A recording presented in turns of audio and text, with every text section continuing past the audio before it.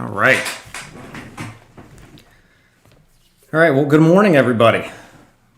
Hopefully got your cup of coffee, and we can go through a couple things here, address some Q&A, and hopefully the live stream doesn't fail like last time. Looks like I'm running excellent health, so hopefully that keeps up, or stream health at least. Let me go to the view activity here. So I guess to get started here, throw up your questions on the chat and I'll address those as I see them coming in. In the meantime, I'm going to start doing a little log review here from some stuff I just received from somebody. And we'll kind of go through it. I have not pulled this stuff up, so we can kind of take a look at it as we're going here together. So the this quad here is this gentleman's quad, and you can see we got, let's see what he has here. We got the Brother Hoppy Wing motors. Got the new props on there, the foldy, I guess they're Dell props, I think. So we'll take a look at those. It's a 5-inch. Well, is this a 5-inch? I don't know. It might be. That might be a 6-inch. 6-inch. So I don't know what KV those are. Well, we'll take a look. Well, we're not going to get that in the log, but it looks like it's a fairly lightweight 6-inch. A little thinner arms. Looks like 4-in-1 ESC. So let's pop this open. Let's see what we see on the HD. Good morning. So I see a couple people shuffling in here. So here's the HD. Let's see what we got.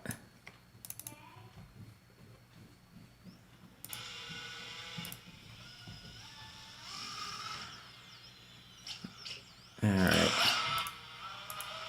Hopefully you guys can hear that. Yeah, you should be able to hear that. Let me know if the audio level is appropriate.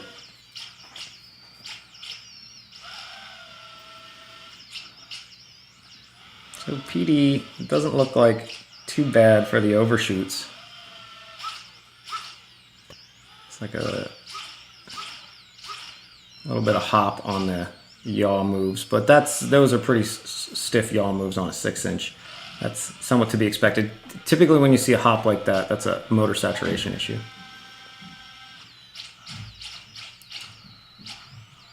Looks like it's fairly locked on PDB balance. We'll see what the log shows.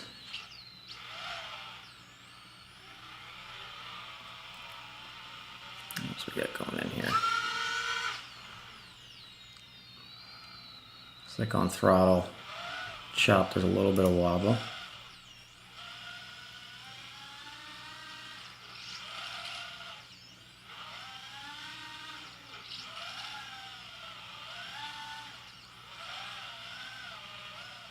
Wash looks pretty good. A little bit of oscillation there. You could hear just a tad.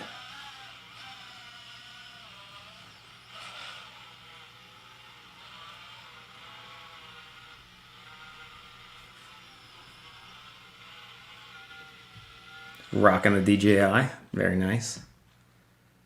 All right, so let's open this up and get a little bit closer depth on this with taking up the log, and then we'll link that up.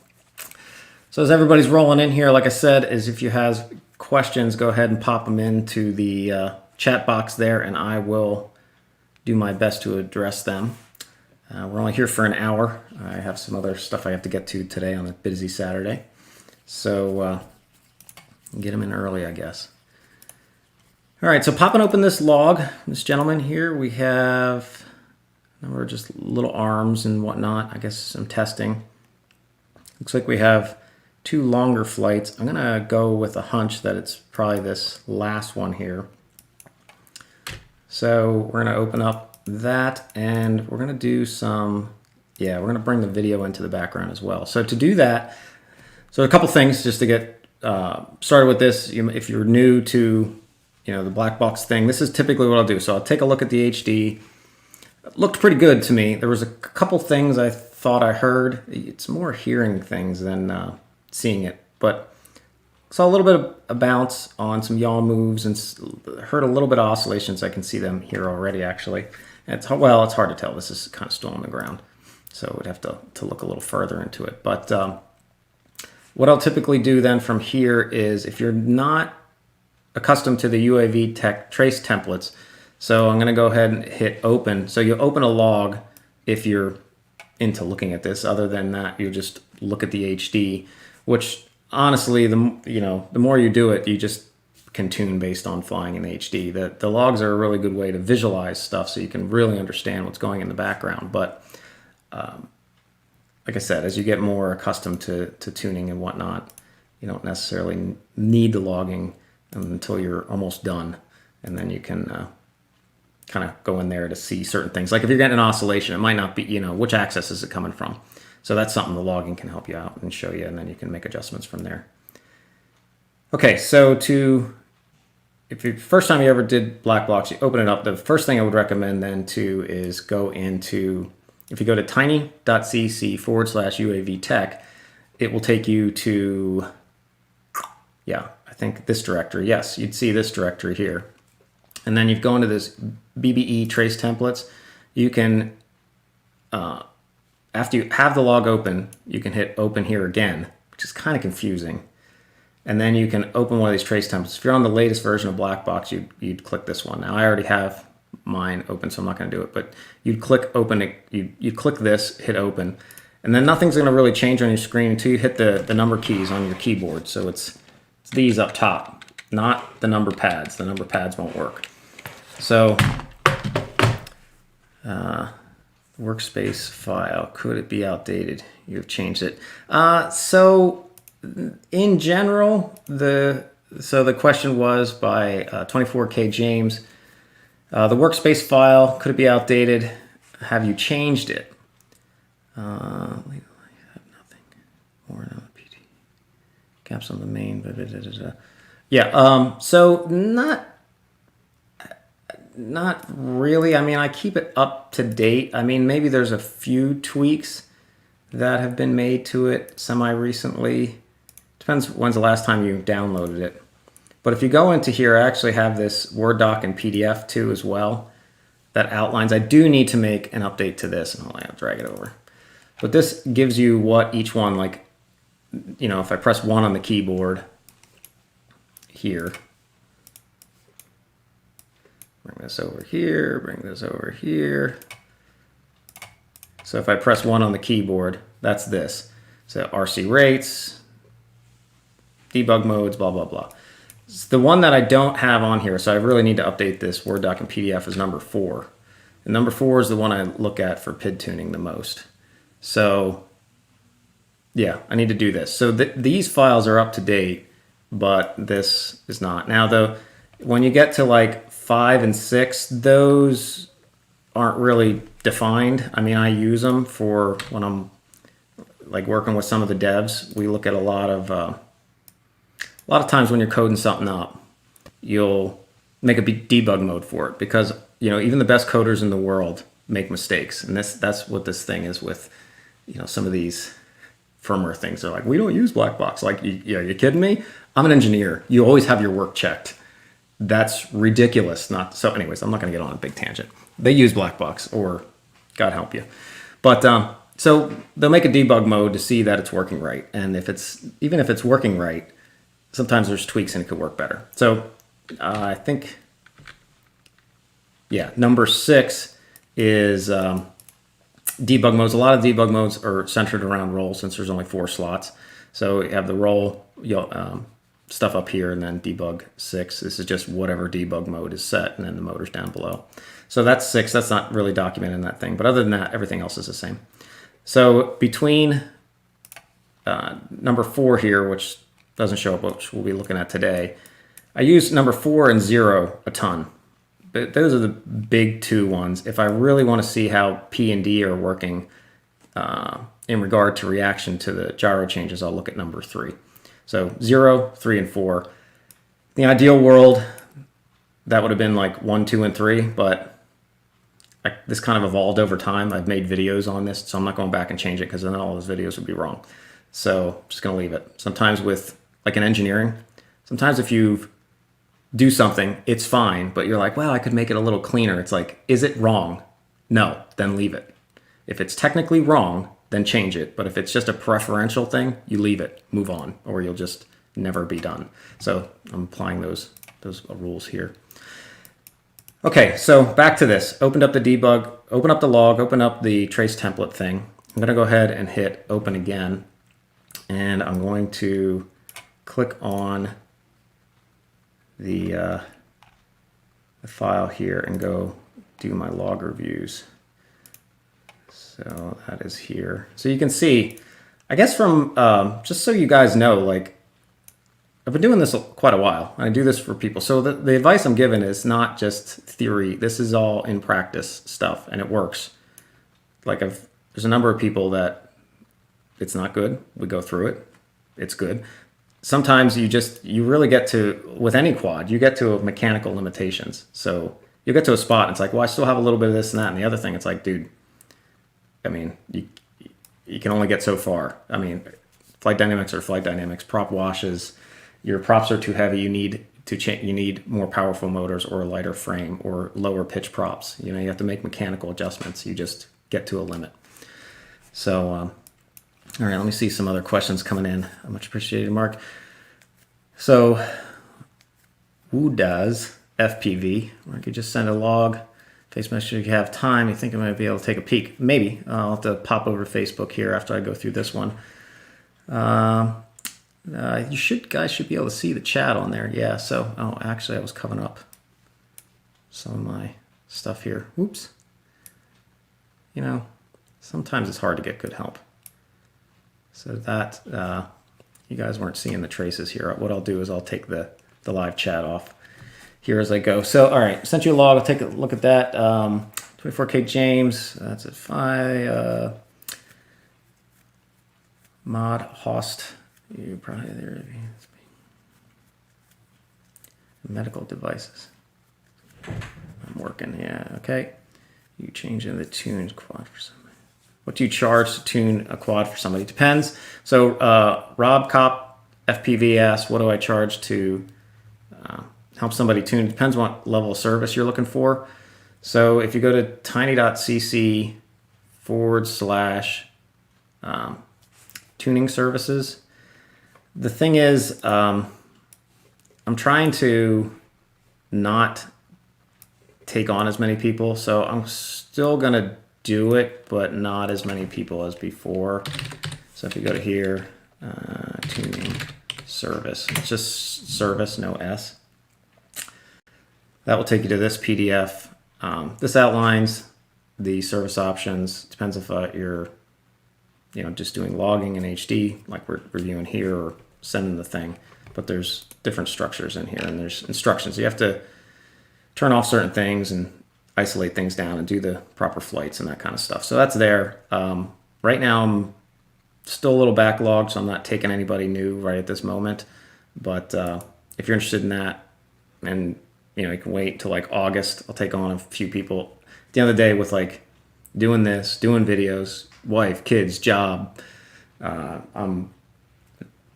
volunteer for this park board behind my house and do a bunch of stuff there. It's just, you can't do everything, and it's getting to be a little too much. So I'm trying to keep the numbers reasonable, and I don't want to, some of the guys I'm working with now, they have to wait a little bit before I actually get and turn stuff around. So I'm trying to do a little bit better on that. So yes, I do. It's there. You can see the details. Check it out if you're interested, but nothing's going to happen this week. It's going to be a couple weeks out, and only a couple, 2, 3, 4 at the most at the time. All right. Your research cod. So from Whirly, well, you guys can see the chat. So what was the payload on the 9-inch? It's just some batteries. They were some 2600 milliamp hour 6S, so a lot of packs or a lot of cells, batteries. They were really heavy, and it was up where the camera would be. The gentleman's kind of working on this frame and layout for these.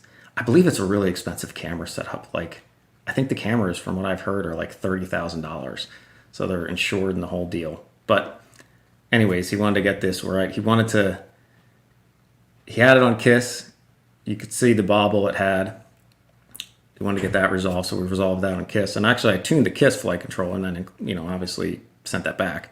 So he has the KISS flight controller with it tuned. The best I can do because of that iTerm relax kind of limitation thing that I kind of talked about in the video. And then also the Betaflight. And I think to some of it, he really wanted to see, he's not really into the technical stuff. He's mostly into just flying, which a lot of those guys are. Just like a race car driver doesn't rebuild engines. He focuses on driving race cars and honing those skills. So you kind of see the parallels there. Some of the guys that are doing this professionally focus on that. Anyways, so we wanted to get, I think, also some input with logging on it to see like, hey, is this frame design looking good? And it was looking real good. The noise performance on it, and we can pull that up a little bit later, but the noise performance on that 9-inch was parallel to a 5-inch. I mean, the frequencies were lower, and I can pull that up if you guys are interested, but yeah, there was no like crazy spikes or anything, and that's key. All right, what other questions we got here? I said almost time to hire some employees. Yeah, it doesn't pay enough to hire employees. But if you're interested and you could also help people out yourself. I2c, both you're getting, so Mark Beswick is getting I2c errors on both your Success D. Disabled brand that disappears. One quad shows error 2 and the other shows error 1. I got back to, what you should do, Mark, is contact, I can help you out with that if you want to send me, I can look on mine because I have a Success D. I'll see what I get. And then if it's isolated to your boards, I would just contact the manufacturer. God, what's the guy's name? He's one of their test pilots, but he would be super helpful if you need it, if you're trying to contact iFlight Direct. They're a pretty good company for my seat. So yeah, I can plug it in. I guess Facebook message me and we can take a look at that then. Sorry, what's the link again? Oh, the link for the tuning service is tiny.cc. So I'll put it in here. Duh. Tiny.cc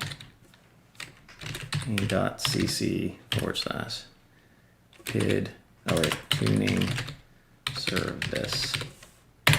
So that's that. But don't go crazy with it. I can't do, although you guys might think I just love sitting here looking at logs all day. I don't mind it, but I don't like doing it all day. So a couple people at a time is what I'm going to do from now moving forward. So it's probably out until August now at this point. I have a couple people actually backlogged as well. So, but okay, I kind of had need to analyze a log. Just works fine. Good. Well, it's good that yeah, if you're getting Betaflight or whatever firmware to fly fine, then you don't need logging. That's great. That's where to be. North of Wales, UK. Yeah, I2c, Apex. Yeah, toothpick video. Big thanks for the toothpick. Yeah, no worries. All right. So, all right, I'm going to get into this. If you have a burning question and I'm missing it, just tag me, or you always have the super chat option too, I think. I don't know. The monetization thing on this was flagged for some reason. I don't know why. Maybe because I used the Ghostbuster symbol or something. Anyway, so this is the quad we're going to look at here real quick. Open it up. Got my trace templates opened up, my log, and I will see if I can just slide this over here. I don't know if I have another. It's kind of nice to see the live chat on there, though. I guess you guys see the live chat, so you don't need to see it. Let's do that. Let's do that. Let's do that. So you can see the live chat, so you can see what people are asking.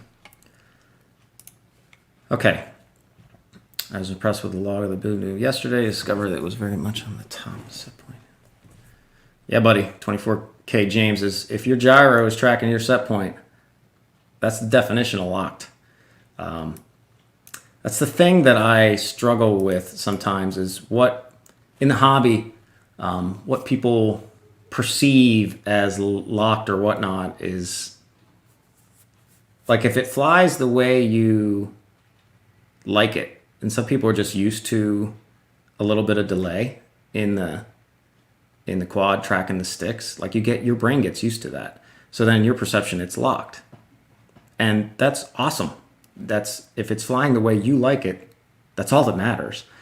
But from a technical standpoint, the quad that's right on top of the set point, that's actually locked, like from a scientific technical standpoint. So that's where I differ. Like if it's flying the way you like it, perfect. But from the technical software side and flight performance, they're kind of two different things. Like opinion is for you, for your pleasure, and it's a hobby. But from the technical side, we're always trying to advance the ball to have it, move right on top of things. So that's where I think like sometimes the Betaflight devs get criticized for adding stuff. It's like, yeah, but they're trying to make, you need these, it's not everything, but some of these extra things you need to actually make it really follow stuff. Now I think Betaflight's at a spot now that all the primary stuff is there. I mean, you can do pretty much whatever you want to do. I mean, sure, there's going to be other stuff that gets worked on, but okay. So from here, let's see. Now what I'll try to do to line up the video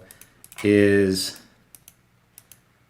usually, so we see this oscillation, we got to address that. See, I could hardly hear that, right, in the HD, but in logging, you can clearly see it. And then in logging, you can clearly see it's from the pitch axis right here, pitch. So it's not a, where's that coming from? What do I adjust? And you can have some choices now. So it really just opens up the door to where things are coming from. So normally what I'll do here then is try to get to a spot. So you can see this is where he entered that roll move, right?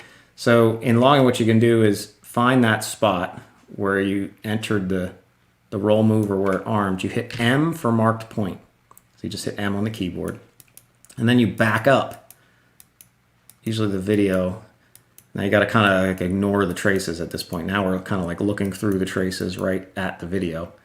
And then you can hold down, I think it's Alt. Yeah, if you hold down Alt and then you hit the arrow key, it advances the log one step at a time. So you can see here, right there is where he starts to, where it starts to get, the HD starts to get blurry right there. So let's get back up to here. So then you hit Alt M, and that will sync, that will move that initial marked point back to whatever. It moves the video, or I don't know which it moves, but it moves the video to align with the log. So now, as I play this, and you can play it even slow-mo here, you can see it lines right up. Extra tip, by the way, streaming. If you ever want to stream, OBS is where it's at. The first time I tried this, it was a complete disaster. So here, with OBS, which is a software suite, let me pull it up here. If you ever do screen recordings or anything, I didn't even know about OBS. It's open source. You can just download it for free. It's optimized really good. It's runs pretty low overhead on the PC, even just for recording stuff to put on YouTube. I'm going to start to use this. The sync between the video and the desktop are much better than the software I was using, which was a paid software. So here's two things to think about. I was using a paid recording software, professionally made, right? And I was using the Radeon or whatever, the graphics card stuff, this AMD Radeon to do my streaming last time, this thing. Bring it over here. So this is the professional, from the graphics card manufacturer that's in my computer, and my computer's not this high-end, really super high-end, but it has a standalone. It's a laptop and it has a standalone graphics card, so that's pretty good. Anyways, I was using this, and I was using this streaming thing, and it would not work. Plus, when I do the recordings with the other recording software I use, I have to reprocess it in that Handbrake software or whatever, so the image, the screen capture stays lined up. Anyways, So that's all professionally paid software. This open source software works much better. So just because you're using an open source platform doesn't mean like, I think sometimes we make that gap too on flight firmware. It's like, oh, this other software, they have people that are being paid, it must be better. It's like, you don't have to go right to that assumption. Could be, but it's not a for sure thing. Okay, so lining up the log, let's take a look at this. First thing I normally do here, and see if I have some other questions. I'll go to trace template 0, and I will take a look at the raw noise on the quad. So I'm going to hit 0 on the keyboard here, and go ahead and hit this thing. Now it's going to take a little bit. I am doing a live stream, and hit this gyro scale. So if you just click these are the raw debug traces. Now the key with this is when you're in beta flight, I can plug in a flight controller, I guess. There's in black box tab, there's a debug mode thing at the bottom, and it says gyros. You can pick which gyro or which debug modes you want to use. You gotta make sure you have gyro scale. I wish it was just defaulted that way, but it's not. I should suggest that, but it's not. Anyways, make sure that that's on there. That gets the raw vibrations of the quadcopter before any filtering is applied. So we can see that, and you want to see this is kind of like judges the mechanical performance, right? No filtering. Like what am I dealing with without doing filtering? Because filtering is great. We need it, but it adds delay to the signal. Just how the math works. If you're going to take 10 numbers and average them together, and then take another 10 numbers and average them together, obviously you have to wait for 10 numbers to come in before you can average them. That's delayed. You're delaying the signal.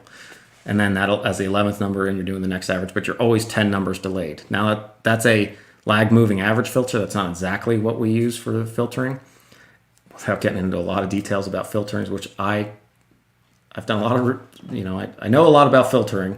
If you'd ever want the detail for a conversation, I can have that, but without getting into too much depth. And there's some PDFs with write-ups and stuff I have on it if you're ever interested in it. But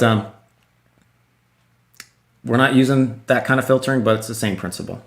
So anyways, taking a look at the raw noise here, you can see basically the best judge I would say is that if you look across this spectrum thing and it's all in the green and it's not like yellow or red, you're good. It's just that simple. If it's yellow, it's okay. If it's red, if it's in beta flight, if it's really peaked, like a real big peak in red, kind of like down here, that's okay because we use notch filters and they can really sit on top of peaks and totally crush them out. But if it's kind of like dispersed and all red, that's going to be tougher. It will fly, it will be okay, but you're going to need more filtering, which is more delay the signal. So you're kind of handicapped. If it's a big quad, not as much as a little quad. It seems like little quads are more sensitive to the delay than a bigger quad. Typically higher power to rate ratio quads, like a 5-inch, 4-inch, those kind of things, they are in this spot where the motors are powerful enough to produce enough flight performance that you need that filtering optimized. Where larger stuff like a 9-inch, I mean, you're not going through race gates with that thing. You're doing cinematic stuff. So the amount of filtering delay just doesn't impact you as much. Now, it's obviously not going to help for prop wash, but your prop wash performance is not going to be great anyways. I mean, you're spinning like 9-inch heavy props. So it's not, so hopefully you can get the sense there. It's not as critical. But anyways, this raw noise looks really good here. Let's go back to pitch. Oh, and as we go here, you can see this stuff down here, this stuff at the very bottom, that's just moving the sticks. So another tip here, if you hold down shift and you get this little green cursor thing here, you can see like down here, this is below like 15, 13, 20 hertz. That's moving the sticks. This stuff here, this 50 hertz stuff, these little spikes here, that's likely prop wash, but it could be these, it's also these oscillations. This stuff, you should always have this trough. See this trough right here? And that's usually from like 50 hertz. Depends where your prop wash is. Some prop wash gets up into the 70s and 80s, even 100 if it's really high power to weight ratio quad. But you typically want to have this trough-ish between 100 hertz and 200 hertz on a 5-inch. Now, as you get larger quads, this trough gets shorter because this motor band right here, this is all the motor vibrations, that slides down and starts nearly around 100 hertz. So your filters need to be lower. Whereas on a 5-inch, and as you go smaller in quad class, like 5-inch, 4-inch, 3-inch, 2-inch, this trough gets wider, or it should. And so you'll see, like here, this is a 6-inch, so you can see it kind of starting around 123, 125. On a 5-inch, that would typically start around 200.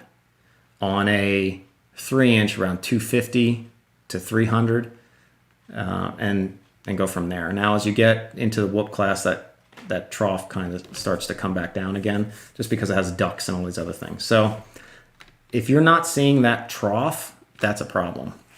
And it's stuff you have to deal with. All right, so let me go back here. Yeah, OBS does rock. I agree, Keith. Uses LOL CPU dev. Let's see. Let me see what questions here. Yeah, so if you have a Cinewhoop, then it has a bunch of wobbles. That's usually your PID gains are too low. Cinewhoops have a really low power to weight ratio. Tuning is all about your power to weight ratio. That's it. That's all that matters. I don't care what the size of the craft is. It's how powerful are the motors compared to the weight of the all-up weight of the quad. That's all that matters. Even though on a 9-inch, this 9-inch that I just flew, the power to weight ratio wasn't that bad because it had Brother Hobby, Avenger 2. I think they were 28 something, 28, 11. No, wait. I think it was 2812 was the motor size. So 28 millimeters diameter, I think 12 high, I think it was.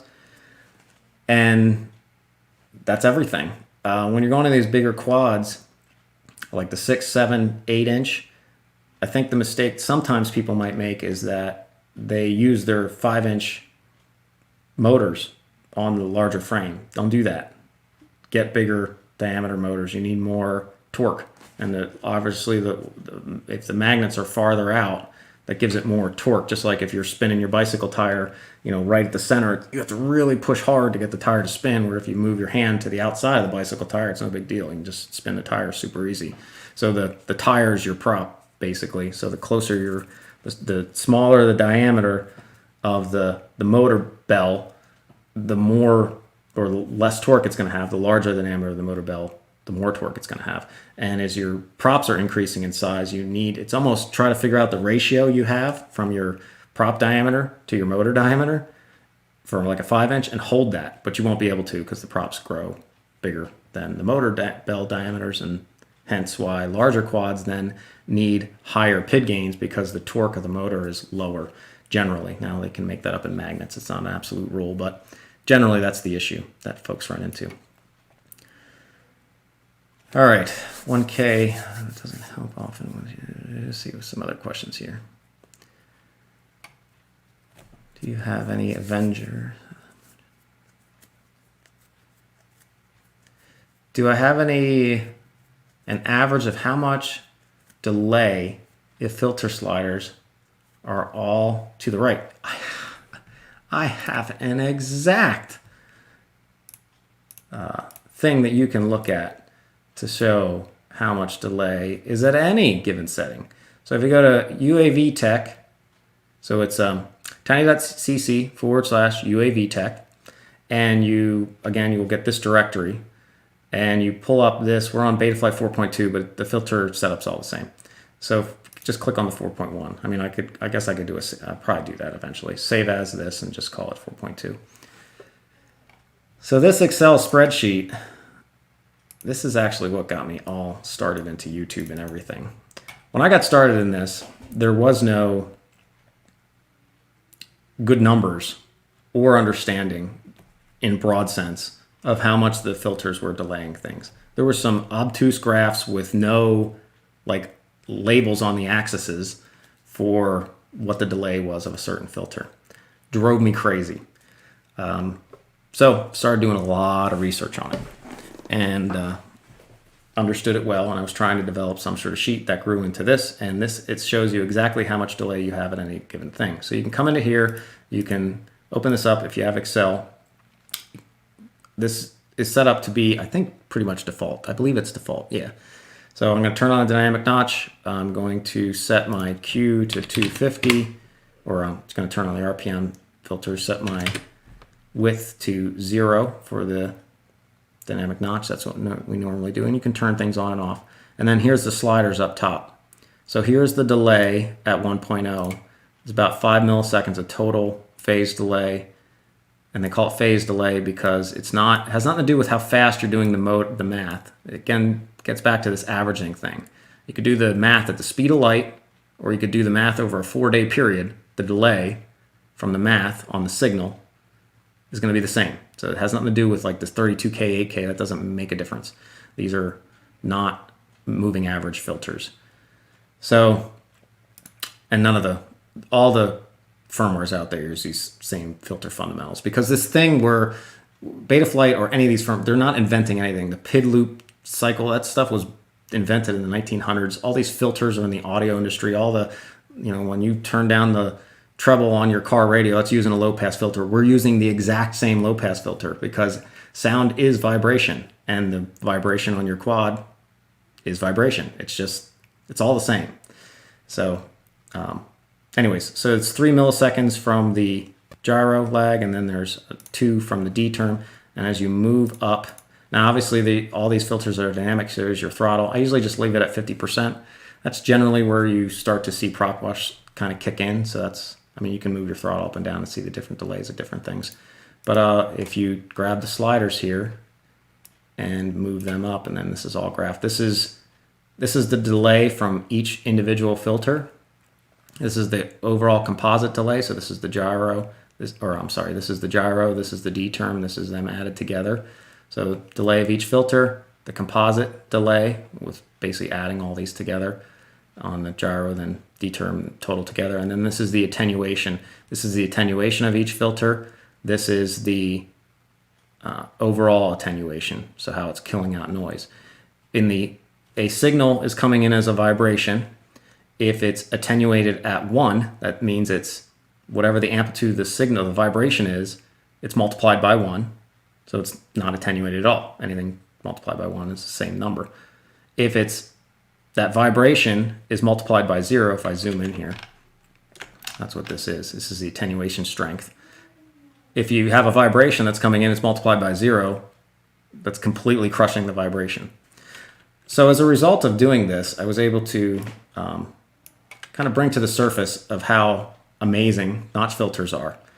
They have these, like for example, this yellow filter, this is low pass. Look at how the low pass filter has more delay than a notch filter down at the control frequencies that matter. But notice how at where the motor bands are, notch filters completely kill the signal right at the center, where low passes do not. So this yellow is this yellow, this purple is this purple. So notch filters are where it's at. They completely kill any motor noise when they're right on top of the same frequency, but their overall delay cost is less. So that's why Betaflight's so focused on them. Long story short, which is almost like impossible for me, go over here, put these to 2.0. You get about 3.7 milliseconds of delay at 50% throttle when your sliders are 2.0. That's really good. To get much below that will be difficult. And you start to get to this spot in my experience where the diminishing return. That's like, well, I can change that. I can do some extra stuff and get that down a little. But here's another trick with this. You never want to decrease the filtering or move the sliders up at the cost of then having to lower your PID gains. Like, oh, I have more noise. I'm going to lower my D term now because it's too noisy with that amount of D term. Don't do that. Just use more filtering. You got to keep in mind that as you move PID gains up, that decreases delay too. So as you move your PID gains up, the delay from the PID signal goes down. So, you know, you get into this balance. So I would just, I've experimented a lot with it, and I wouldn't do that. That's my recommendation. If you find otherwise, I mean, it's your quad, do what you want to do, but I usually get at a reasonable amount of filtering. So I usually go at a 1.5, and let me see if I can get that set here. This sheet could be a little quicker, but since it's updating all the math and then all these Excel charts update, it's a little slow.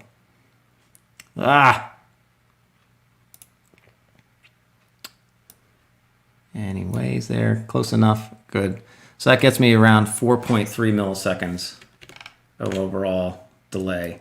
I'm happy with that. That's pretty good. If you can get down to around the fours, lower fours, you're good. I would just focus on PID tuning at that point.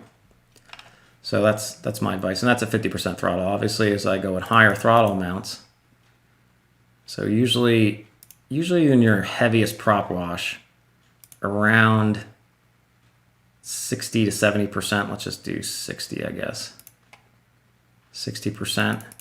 You can see that the delay will be around 4 milliseconds at that point. If I go to 70%, delay is now down to 3.8. So as your throttle goes up, the filters move up and the delay goes down. Now, there's a little bit of variable here is this dynamic notch is actually moving around to kind of hunt and peck on the peak noises. So this is not, this is a model of it, but it's not exactly here. Right now, for this model of this is assuming the dynamic notch is on top of the motor peak noise. And so that's where you're getting this delay, but it's only 0.1 millisecond, so it's not that much delay. You can see the RPM filters total with all three harmonics as 0.5. And this you'll see where people say, don't worry about changing the harmonics down. Well, the reason is, the difference between 3 harmonics to 2 harmonics is 0.1 milliseconds to 1 harmonic is another 0.1 milliseconds. It's only 0.1. It's not that much. So you're not, and they're right. A lot of times I'll move the harmonics down to like from 3 to 2 sometimes, but I don't know. I just do sometimes because I know there's not 3 harmonics on a certain quad. So I'm like, I know it's not there. It's like, yeah, but it's only 0.1 millisecond. I'm like, I know. The biggest focus you need to try to make is moving the low passes up. They always have the most amount of delay. So that's why, kind of get the notches set, let them do their thing. They're basically automatic. Get those low passes up. Those have the biggest amount of delay. All right, see if I can get some other questions here. Noise, but I want to do acro and 9-inch. Yeah, man, I was acro on that 9-inch. It was fine. Somebody said, how'd you like flying? I said, it felt like a heavy 5-inch. A little bit more wash. But let me see what else we got here for questions. You have a massive red spike. Yeah. So if it's a big spike, it's not too bad. You're dropping some helpful insights, as you often do. Thank you. No, appreciate it, 24K, James. Thanks for the very much. You take this. It's just what I needed. Great. Perfect. Okay. Flash beta flight to my KISS quad and make videos. All right, Crunk, you make it happen. So, Crunk, he's a guy on my Discord. Great guy. Helps a lot of people. He loves KISS. And I think he loves Betaflight too, but he definitely is passionate about KISS. He flies them equally the same. He has 10 of each. Anyways, I'm not as impressed with KISS. And he's like, it's better. I'm like, really? Where? Why? So I just see a standard PID controller with D-set point weight, which is basically the Betaflight 3.4. With all due respect to everybody. I love Crunk. He helps a lot of people. He's a great guy. But I don't have to agree with everybody. And they don't have to agree with me either. So until somebody can show me some hard evidence otherwise, that's what it is in my mind. I fly these things. I've flown Falco X. I've flown KISS. They fly good, but I don't, yeah. So does Betaflight. So yeah, I'm open to it, but I'm skeptical. But I think the simplicity of KISS is really nice because it does keep your focus on the PIDs. I mean, you have filtering is low, medium, high. That's it. All right, there's like low, very low, medium, medium, high, high, something like that. But you have no idea what the cutoffs mean. You have no idea what that means because there's no direction on that. There's no documentation on it. Logging doesn't work right for me. Crunk had some more good experience with logging to make it work, but his were a little chopped, and still the header data is not there if you watch the last video. So the set point's not there. Somebody told me you could actually just open a log in Notepad, which takes a long time because it's a lot of data, and just put in, because Betaflight has KISS's rates, right? There's a KISS rate thing for Betaflight. So you can just put in, I think it's like rate 2. I haven't tried it yet. I actually did it, saved it, but I haven't gotten back to opening the log to see if it worked. Actually, I lie. I do remember now. I did, and it didn't work. So without the set point and the whole logging thing, and I don't know, it could use some more polish there for a purchased software. That's where I get back to this open source versus paid. Like, you're paying for stuff. Why doesn't everything work better? It's not. It's like the redheaded stepchild, the logging part. Whereas Betaflight, it works great. So I'll just stay on it. But yeah, so let's get back to this. So in here, let's see some other questions. Have you tuned a Shen's drone thick? Yeah, yes, I have. I've done it kind of twice. So I've helped out those guys. There's a lot of top pilots working on the Shen drones thick. I worked with some guys on that. Gab 707 recently contacted me. We've been going through some stuff on his. I gave him some advice. The first one I tuned had some vibration issues, but Gab's did not. So he could get a lot farther. I don't know. It's something. There's obviously something different with the frame. But, it's just a big 7-inch. It has 8 props. Fundamentals are all the same. So if you have one, I would stick to those fundamentals. Just tune it up, get the PDB balance tuned, and then just get the PD gains pushed up. We'll talk about that here in a second because I want to show that here. Do you still keep the dynamic notch filters on in 4.2? Yeah, I do. Let me get back to this log thing because we only have 10 more minutes here, or maybe I can go a little bit over. But I want to get some semi-useful information out of this since I get on these tangents. And then we'll get back. I want to talk about then filter settings because I get that question all the time about what filter settings do you use for the same class, and it's always the same. And then general advice that I would give just on tuning all these different classes, right, from whoop to toothpick to 5-inch to a 9-inch. What are some general trends I see for slider changes that you should just probably make right off the bat? Now, what I'm thinking to do is do a posting on the Betaflight wiki to just have pictures of the sliders for each quad class, because I think that's a lot. Before we had like these pastes, I made some pastes that you can put in with some other guys. I made some pastes that you can put in, but I don't know. It's very computery, sciencey kind of thing to like say to somebody, take this paste. It's much nicer. I think a better approach is to say, hey, this is the GUI you see. Move these sliders to this. So I'm thinking about putting those up there. I'll get back to the Q&A here just in a second. Okay, so on this, you can see on pitch, we have a lot more. We're into the yellow, into the red. Honestly, it's not that concerning to me. As long as you have peaks that are kind of well defined and this trough is still here, see that trough is still there, you're good. Our notches are going to kill that. Now in other firmwares that don't have notches, this is problematic.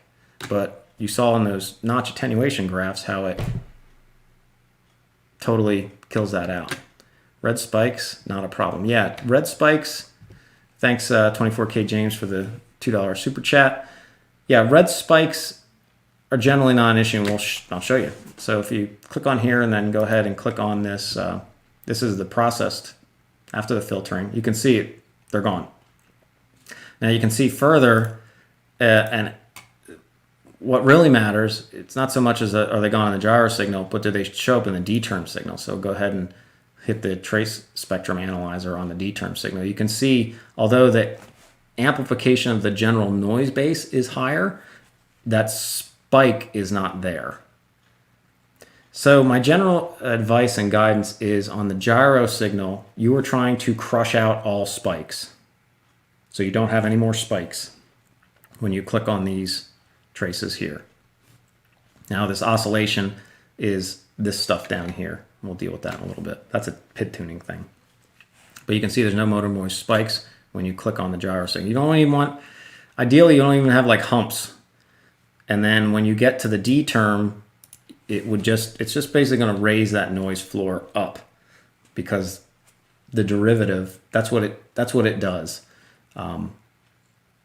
Without getting into too much detail, I mean, it's just the slope of the gyro signal. So if the gyro signal has a spike in it where the slope is steeper, like this is a shallower slope, this is a steeper slope. When you take the derivative, obviously that's the magnitude of the slope, so that's higher. So you're going to get a higher D-term push on it. So you can see that spike is gone.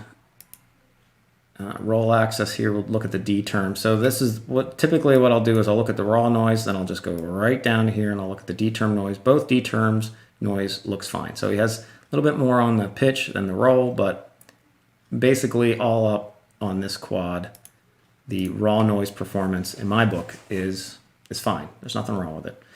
Rolls real good. Pitch has this little bit of a larger spike, but it's well attenuated by the filters, so not a problem.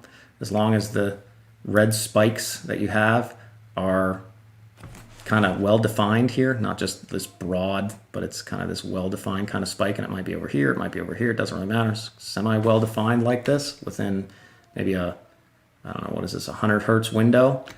It's going to get crushed out by the filters.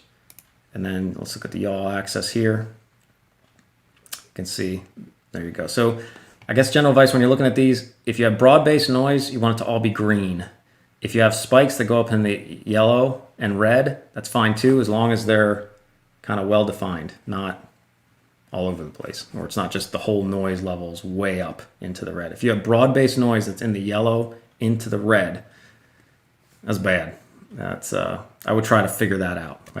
And the first thing I do is just switch props. A lot of times on like toothpicks, it's the props that are the problem. And it's like, well, these are gem fan, I don't care. I got the toothpick I got from iFlight was an awesome toothpick, but the gem fan props sucked. I put on HQ props, it was awesome. However, now I just got another toothpick, gem fan props, works fine. So I don't know if they made them better, the batch was bad, I don't know what the deal was, but those old props I got were bad. So what I did is I went out to Race Day Quads, got a whole bunch of props. They're cheap, fairly cheap for $10, just a whole different bunch of them. And now when I get a toothpick or whatnot, if it's not performing well, I'll throw in some different props and typically clears it right up. And you don't have to worry about the filtering mumbo jumbo then. Okay, so now we looked at the noise. We're going to go on to trace template 4 here. And we can see right here, we start to get some D-term oscillation. Let's go take a look at, and you can hear it as well. So let's hear what this looks like, or let's see what this sounds like. All right, so hopefully you guys heard that. Should have, because OBS is my hero. So when you hear that, that's what it looks like in logs. Now, the power of the log is to know where's the problem. Well, it's here. You can see it's right on the pitch axis is the issue here. Specifically the D term. The D term is oscillating. Whenever you see this kind of sinusoidal, see where it's nice and like smooth, like that? It's not like all, see how this one's like jaggedy up here? That's just noise. That's just a noise thing. This is an oscillation. It's nice and smooth. That's a PID problem. This is a noise thing. This is a PID thing. So we'll address that. You can see we're getting it.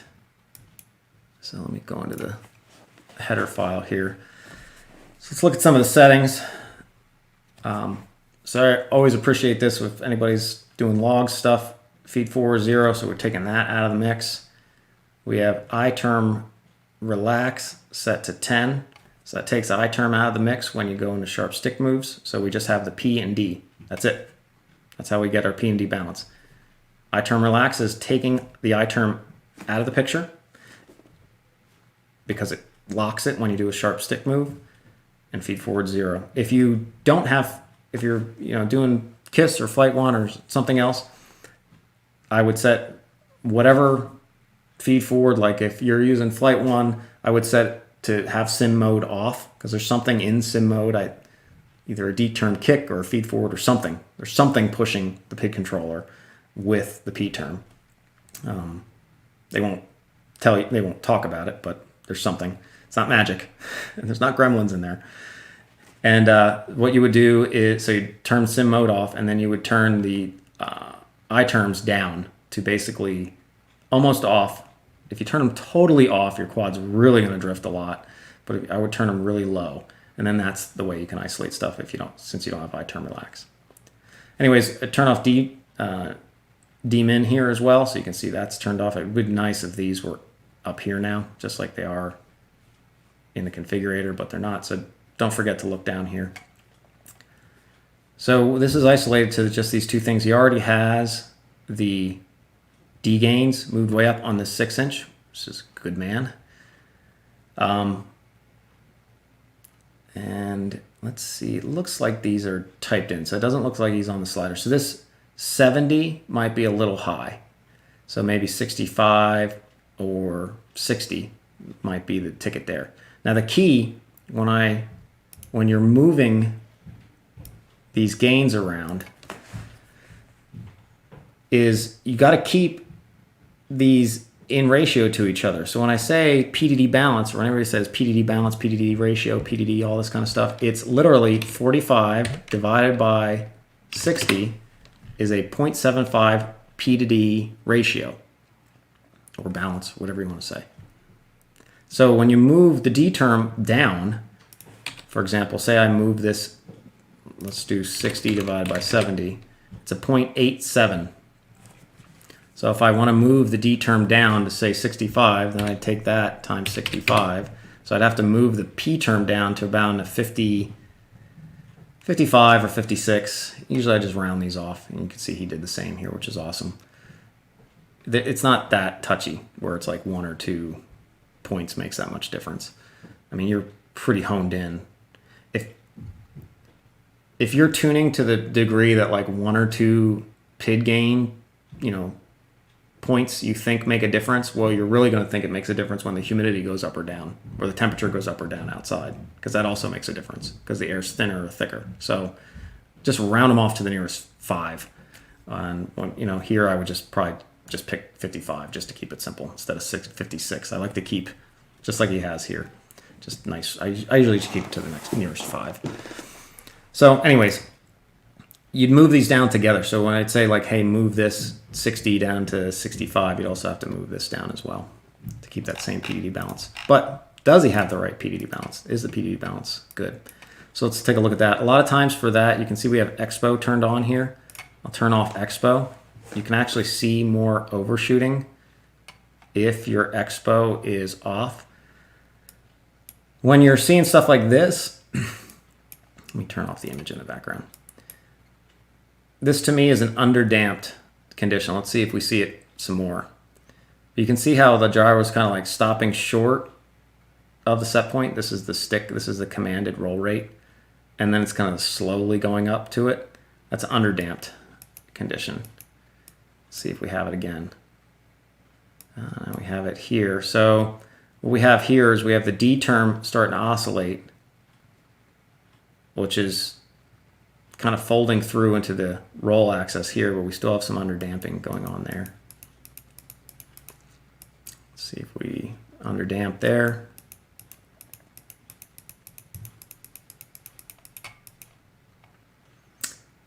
Slightly,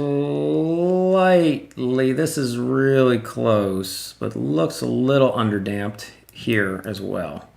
This one looks pretty good. So, yeah. So this is a good response. This is a critically damped response where it comes up, hits the target roll rate, and then moves back down. You can see there's a little bit of wobble here at 800 degrees per second. That's fine. You can't see any of that, so don't worry about stuff you can't see. Everything's a blur. Here, look. Everything's a blur. Doesn't matter. So don't worry about that kind of stuff. What we can only really see, I don't even worry about overshoot up here as much. I only really worry about overshoot down here. This is what you can see. This is the bounce back zone. So this is simply, my sticks are at 0.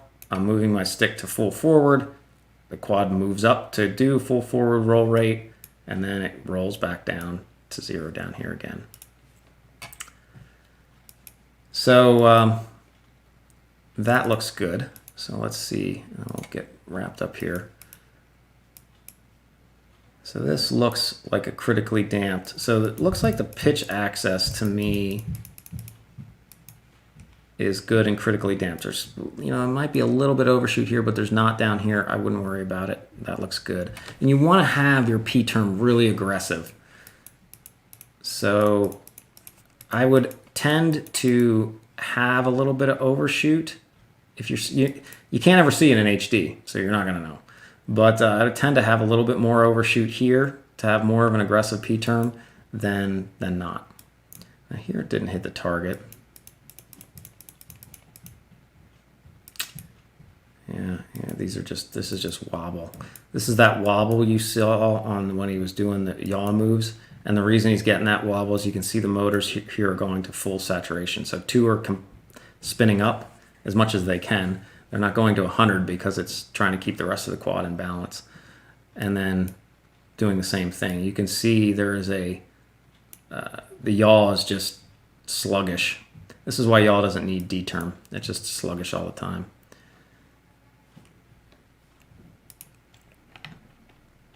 So the only way we can get more advanced push on there is just some more P term. What do we got for P term on that? Yeah, 90, so he's up there. It's kind of as good as you're going to get. Once you see on yaw that 2 motors spin up to a high percentage and 2 motors spin down, you can't really do any more pushing than that. Big quads have low yaw authority. Again, because the bell in relation to the overall quad is pretty small, so the yaw authority goes down. As you have smaller quads, the bell diameter to the ratio of the quad, or the prop diameter to the, it's really the bell diameter, to the ratio of the quad is higher, so then you get better yaw authority. All right, so looking through this here, you can see there's some wobble there. So the only thing that's going to address this wobble is maybe lower yaw rates, or you can push up your PD bounce on this, but you can see he's kind of hitting the limit here because he's getting the oscillations from the pitch axis, which we'll talk about here in a second. And then we'll end this off. We got to see, we're getting a little oscillation here again. So he has the stuff pushed up pretty high. Let's just keep moving along. I can turn on this so gives you a little bit of background. So this is just a sharp stick move. So this is generally what I'll do for log reviews. Just scrub through this thing. You can see it's not quite getting to the target, not quite getting to the target rate, not quite getting to the target. These are the kind of snap moves. So to me, his P to D ratio needs to go up on roll. So this could probably use to be, instead of 45, this should maybe be 50. I would say for him to try 50 or 55 here, holding 60. And I would say that he needs to bring both of these down. I would say to bring, for now, I would say to bring both of these down to 60. So D turn down to 60 and then bring this down accordingly to hold that ratio. Let me see what he has for TPA, and then we'll wrap up here with, I'll show you the stuff in the Betaflight for general guidance on slider settings. Where's TPA on here? There it is.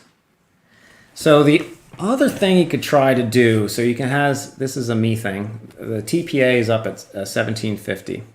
So the other thing he could try, instead of moving the pitch down right now, is to bring this TPA setting down, so the cutoff. So that would actually probably be better for first, so that as the throttle's going up after the throttle percent here, so you can see this, not percent, I'm sorry, as the throttle command, this 1070 is linked to, see this over here?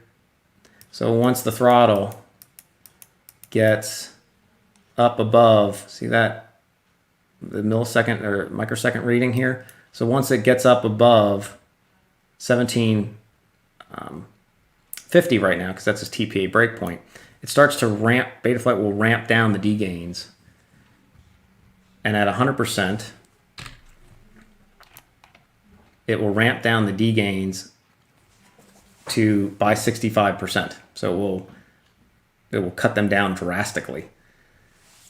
Right now it's going from 75% throttle to 100% throttle. It's ramping down the D gains from whatever the D gains are set, to 75 or 65% of that at 100% throttle. If you bring this breakpoint lower, that will start the ramping of the D gains down. They'll start to ramp any spot above the breakpoint. So if you bring this down to like the default, which is 1350, that means at 13 or 35% throttle, it will start to ramp the D gains down, and that will most likely help with these oscillations, but keep the gains nice and high for low throttle authority. So you can see right here, starting to get, we're almost approaching, it's almost like that oscillation might even, oh, it's kind of starting down in here. It really gets pronounced up here.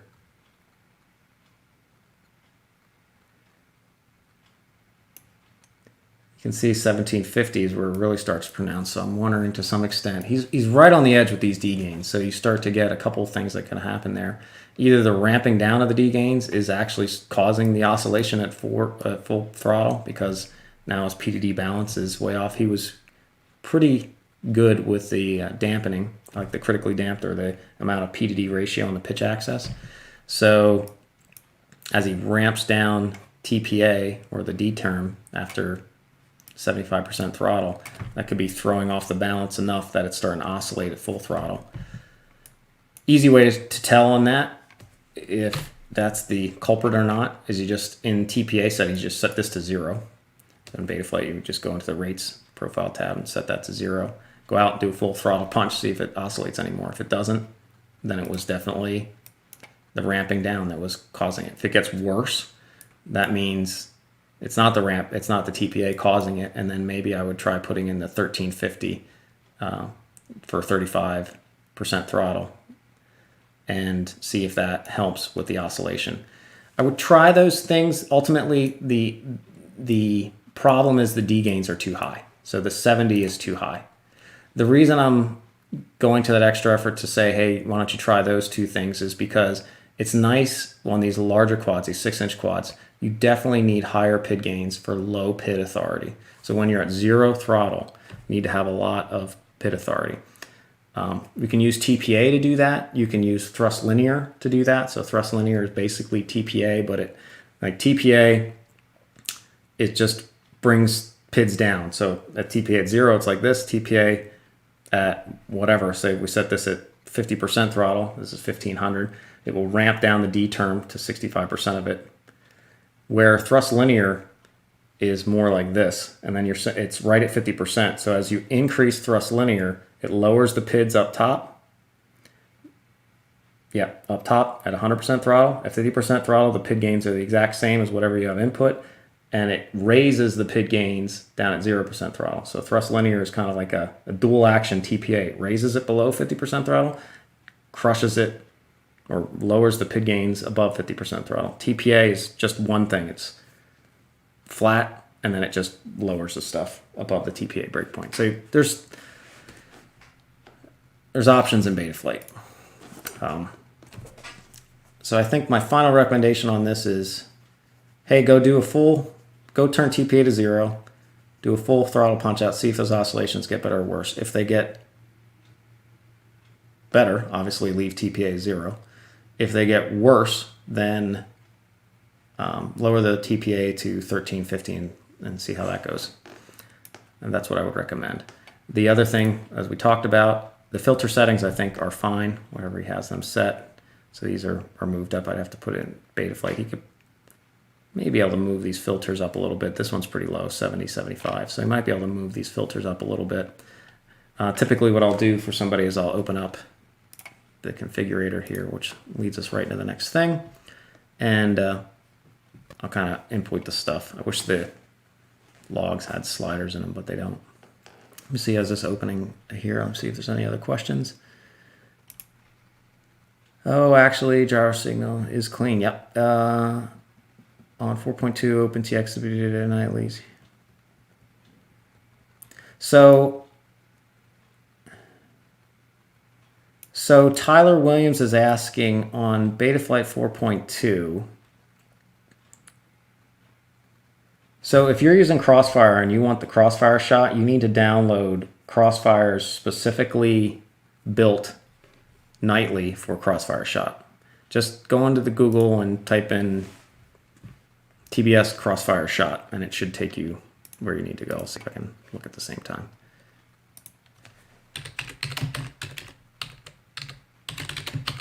Yeah. Hopefully that will. Crossfire shot, OpenTX. So yeah, if you're running TBS Crossfire and you want Crossfire shot, you have to come to here and download their specific nightly of OpenTX until the next release, until 2.4, as far as I'm aware. Hopefully that answers your question, Tyler. Is there room to optimize in Q for RPM filtering, 350,000? Yeah, there's room. So let's get into some of these things here for just general advice, and then we'll cap it out with that. So general advice for slider stuff. Let's go to filters first, because you should address filters first. So general advice is, so he has filters at on that quad at 1. You could probably move those up. What I would also recommend to this gentleman is to move these up to, I think he can move them up to, I would try 1.5. So to do that, that will actually help with your oscillation limits too, the higher the filters are. As long as there's not a noise issue. As long as it's enough filtering, because you'll reduce the delay, but you won't get a lot more noise through because the raw noise level was low enough and the notches are crushing it. So you don't really need the low passes. So by moving them up, they're not providing any benefit, right? But they're adding delay. So by moving them up, now they're still not providing benefit, which is the same, but they're not delaying it. Not delaying it will move that oscillation limit up. That might be anti-intuitive. So if you're getting oscillations, sometimes it's because you have too much filtering. I liken it to overcorrecting when you're steering a boat. It's, if you don't overcorrect, that's kind of like a filter delay thing, right? That's what overcorrecting the problem is, because you're doing something, you're not seeing the change, so you keep doing it, and then the boat starts to turn, and then you overcorrect. That's a delay problem. So as you move if you would take out the delay component of steering the boat, you wouldn't overcorrect, right? Just like when you're driving a car, you don't overcorrect. So the problem is the delay. So that's what we're doing when we're moving these sliders up. So if you're getting oscillations, it can be the filters. So I'd recommend moving those up. The D-term, the dynamic notch, there's a little bit of room to move these up. I mean, I would say general advice to move the Qs on the notches up above the defaults, or the 250 for the recommended when you have RPM filtering on. When the RPM Q for the notches is 500. You'd have to find it in CLI, because we didn't want to have people really mess with it that much. I mean, you can, it's there, but we didn't, if you expose stuff on the GUI, that's where people mess with it more. You can move it up to 1,000. Obviously, if you move it up to 1,000 I would go back to this filter sheet calc. you can see there's 0.5 a delay. If I move this up to 1,000, that takes the delay to 0.3 for 3 harmonics. So it's 0.2 milliseconds. Now, what's a better thing is if, like, to me, moving the Qs up, it's like, don't focus so much there unless you have these filters all the way up. I would focus all your energy on the low passes. And even if you have them all the way up, you're like, it's still good. Maybe I'll move the notches up. Like, no, don't do that. Start turning some of this stuff off. Turn off the low pass too. That's going to have you more savings. So it's like an 80-20 rule. 80% of the delay is the low passes. Focus there. Don't spend a lot of your focus on the notches when they have the least amount of delay. Focus your energy on the low passes. Thanks for the $20, 20 rubles super chat, Ramus. I appreciate it, and yeah, hope this information is helpful. Okay, so that's that. I do have to wrap up here in the next 5 minutes. Gotta get moving on. Just some general advice on the sliders. I don't use dmin a lot in my videos just because it's an added layer of complexity in trying to explain things, but it's not a bad thing. It's just keep in mind when dmin is enabled, these are your D gains. They're slightly not these. So you want to have your D gains moved up for prop wash performance. For big quads, like when we were talking like 60s and 70s, it's these, the mins, not the maxes. The maxes only come into play when you're doing a sharp stick move. Dmin's a good thing. I didn't code it, but I kind of was the guy pushing for some sort of dynamic D gains thing. So I'm not against dmin. Chris Thompson coded it up. It's awesome. He did a way awesome job on it. But the whole like boosting the D gain thing, I was chirping in people's ear on Slack on it. So I'm not against it. I just don't use it a lot because of the complexity of it for explaining things to people. Anyways, so to get a tune set up, you might have dmin off or on. It doesn't matter to me. Just keep in mind your dmins are your actual active D gains. Generally, for a large quad above a 5-inch, your PD balance generally needs to be 1-to-1. Most 6, 7, 8, 9-inch quads I see, even 9-inch, it's inverted. So your D gains are higher than your P gains. So generally, for a 6, 7, 8-inch quad, move the PD balance slider up to 1.4. That gets you can see these two things are the same here. Obviously, if you have dmin enabled, then you have to move it up even more. You have to move it up to like here, right? 42, 41, you can just hit save to get rid of the red things. The red, yellow, green thing, I don't love it. Just hit save. It's fine. It's trying to let people know you might be getting into a red area, but I don't think that's necessarily the case. Depends on the quad class. You'd have to tell it the quad class to have any value on that. But anyways, so hit save. So dmin enabled, you'd have to move it up to 1.8 instead of 1.4, generally on 5-inch quads. That has to deal with the props just, I believe, giving more thrust. I don't know. It's just what I've noticed in tuning a lot of these things that you need more of a 1-to-1 P to D balance ratio. Generally, with larger quad classes, you will need your slider up to also a P and D gain slider up to around a 1.4 as well. So maybe that's a general good rule of thumb for larger quad classes, 6, 7, 8-inch, 9-inch. First, I would just keep these sliders right here. 1. Just implement RPM filtering. Set this to turn on RPM filtering. I don't have it turned on right here. Set this to 0, 250. Set this to 350 because of the RPM filtering.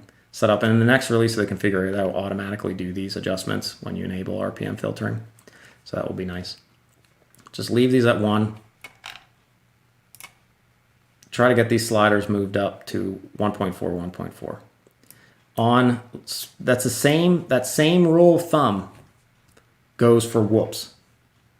So if you have a whoop, same deal. usually a 1-to-1 ratio, because the power to weight ratio seemed to be about the same as from a whoop to like a 7-inch. It's just how it works. That should pretty much, I mean, a 5-inch, your defaults are pretty darn close. The biggest thing for prop wash performance, find your PDD balance so you don't have overshooting. That could be higher, that could be lower. Usually for 5-inch, I'm actually pushing these down in my experience to about a 0.7, 0.8, 0.9-ish. Try to get this slider as low as you can in general for any quad class. So even if it's 1.4 is my general advice, right? But if you can, try to cheat it this way, down. So you're having more P term and less, more P term in ratio to the D term. And cheat it, like I said, get it cheated this way as much as possible, because the P and D term push together to fight prop wash, not opposing each other. Like when you do a stick move, they oppose each other.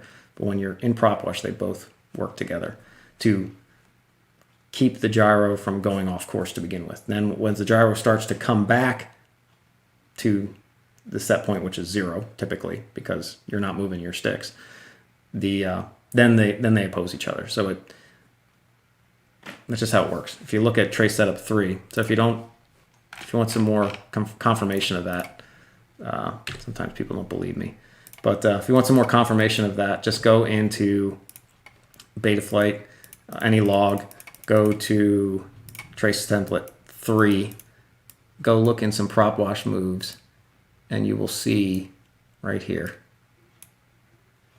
Let's go to here. This is an oscillation. Gyro is going off course, right here, because we're in the pit error trace. So everything's centered around 0. The gyro is going off course. P term is pushing it to not go off course. So is D term, pushing in the same direction. The gyro, it makes a difference. The motors start to spin up the direction to get it come back onto course. It's starting to come back onto back onto set point. Remember, when you're looking at trace template setup number 3, since we're looking at pit error, this is pit error, not the gyro signal. Once it starts to come back on the course, the P term is still pushing it to come back on the course, but D term now reverses and starts to push it the other direction to dampen it so it doesn't overshoot. So when I say PD gain together, as you move them up, helps with prop wash, this is why, right here. Because as the gyro goes off course from an outside influence, P and D push together to, first of all, have it not do that. If this becomes too much, if this goes off too much, that's where you see it. If it's just a little, you don't see it. But if it's too much, you'll see the wobble. And it's not so much about trying to get it to be, bringing it back so it doesn't overshoot. We don't want to stop the wobble to start with. We don't want to see it go off course. So you need a good high PD gain, both of them together. They need to be as high as they can be to prevent this from going off course to begin with.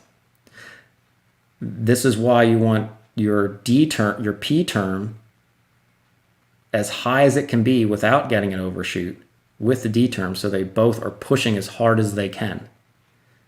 Right? You can't then go, if you go too much P term, then it will keep overshooting, because at this point now they need to be in balance so that when it comes back it doesn't overshoot. You can see here it overshoots very slightly, and it's hard to tell. It's a dynamic scenario, so there's air pressure, but you can see it's wobbling off more, but then as it comes back it doesn't go as much. Then it wobbles off more, and then it goes back, it doesn't go as much, because it's in balance.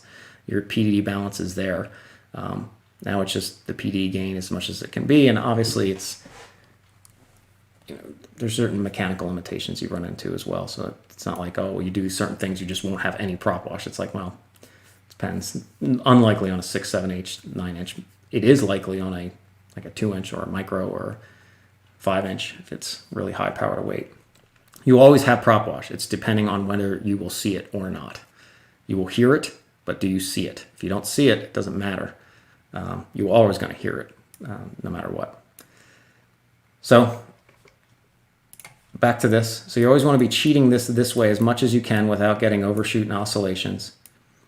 You always want to be pushing this gain, once you have this one set, the PD balance, to be basically as low as it can be without getting oscillations and things like that. So say it's like say on a larger quad, the lowest I can be is 1.2.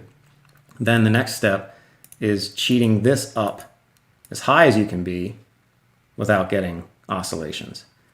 Then at that point, once you do get oscillations, you can start bringing in the mix like TPA and thrust synchronization and things like that. So that's the two big things. I just use the master slider to give me more range. So a lot of times I'll need feed forward all the way up. And feed forward is totally a feel thing. If you like how it feels at default, leave it at default. If you turn it off if you want, move it all the way down. It's not off, but it's really low. You can also use feed forward transition to kind of negate feed forward. So that's what we do for tuning. We move this down to 0.5 and we move this to 0.1. That means that at 0 stick, it's only getting, well, at 0 stick, it's actually getting 0 feed forward. Once you move the stick just a little bit, because this is at 1.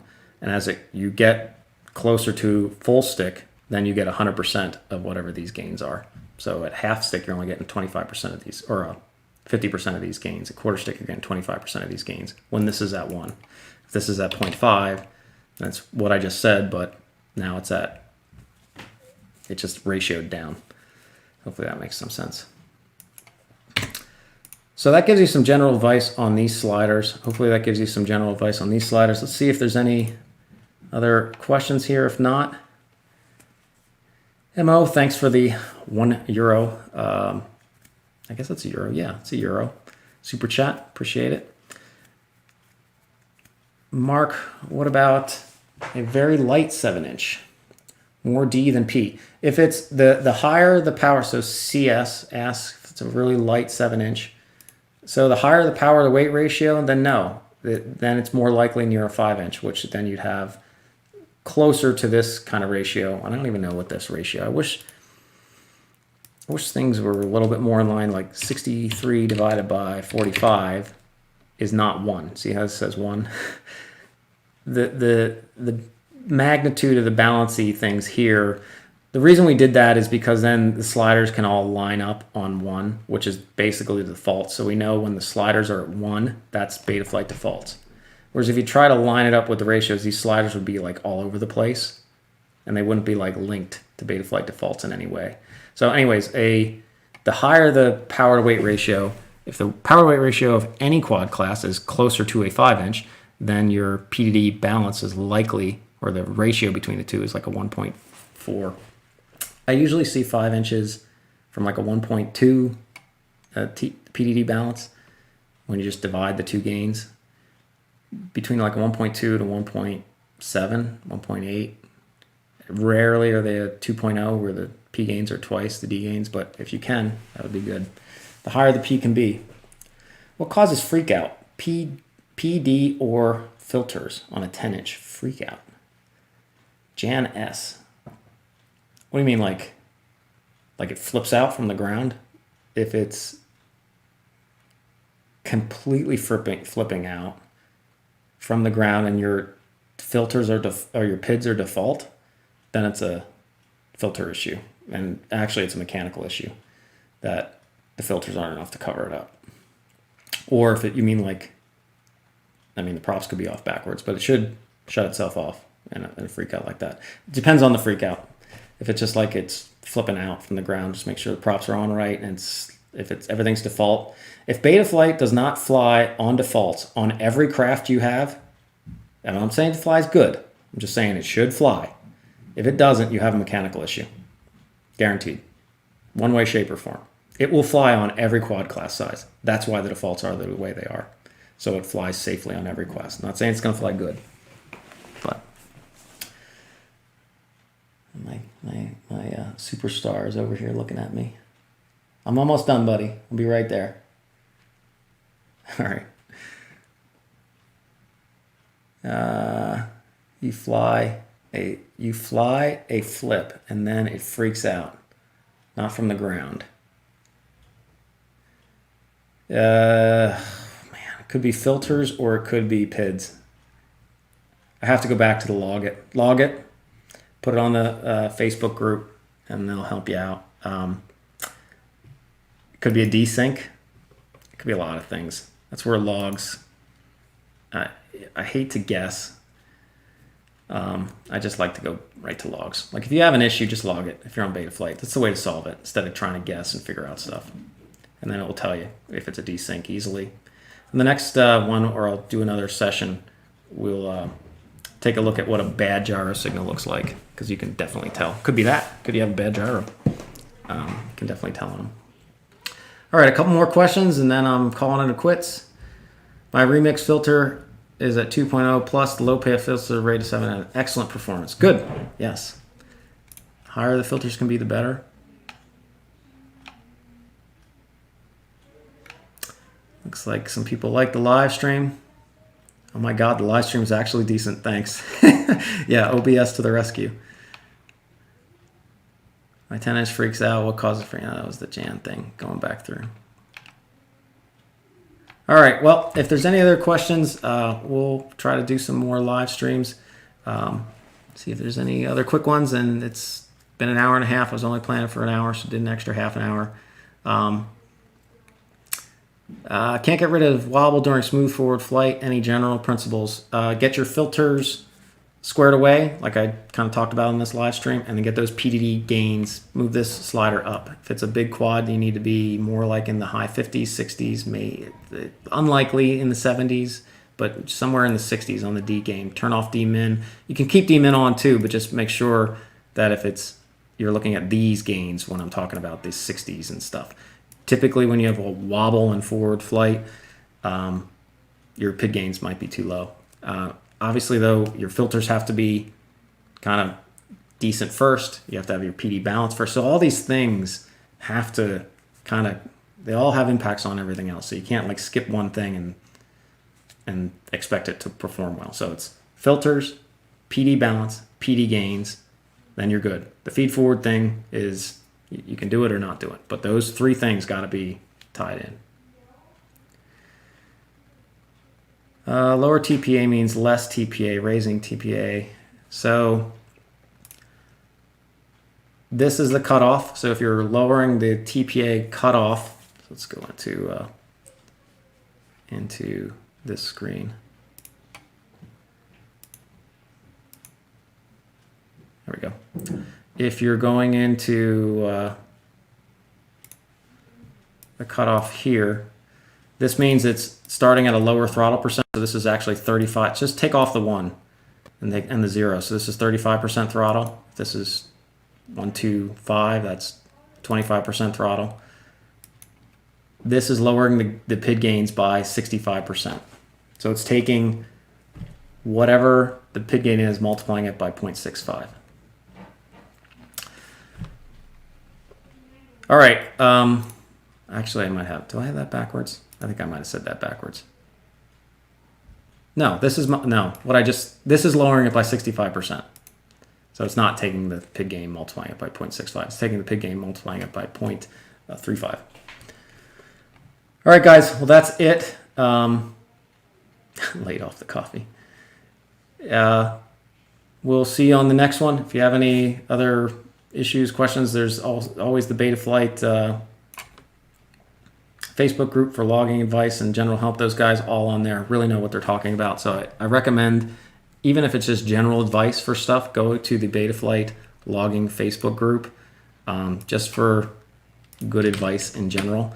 I'm not saying there's not good advice in other places, but the guys there are into logging, which is kind of makes you really understand things. So that is, if you don't have that link, I'll try to drop that in the chat here right before I exit. But or reach out to me on Messenger, but I can't get to everybody all the time, so I try to push people here as much as I can. I made this Flight 1 black box group, but it doesn't really have black box anymore. All right, well, thanks everybody. I hope this was helpful, and yeah, see you on the next one.